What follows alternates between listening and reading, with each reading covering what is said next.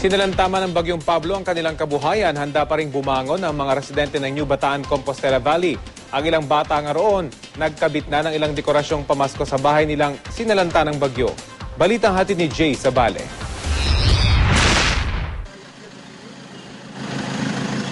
Malawak ang naging pinsala ng Bagyong Pablo sa New Bataan.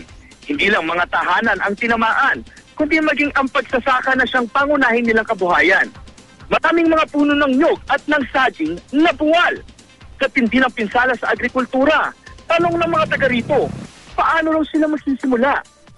Ang bahay na magsasakang si Emilio Alvarado, di nakaligtas. Kabaw, tulok kabok, anod sa tubig, mga manok, baboy,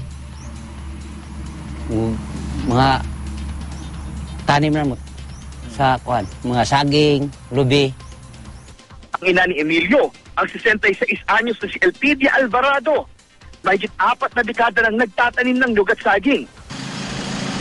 Sa lupang sinasaka nila, wala nang natira.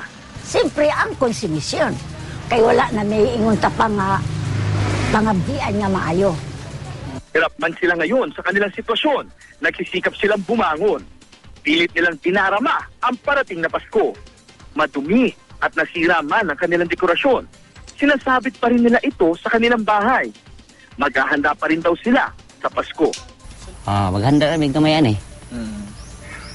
Parang di na ito malimta ng atong tuig.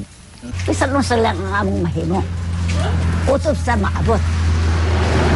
Para pahalipay nga kami, gibuligan sa Diyos na nakabalik mi dinhi sa mo ang Pinoyanan. Jay Sabale, GMA News.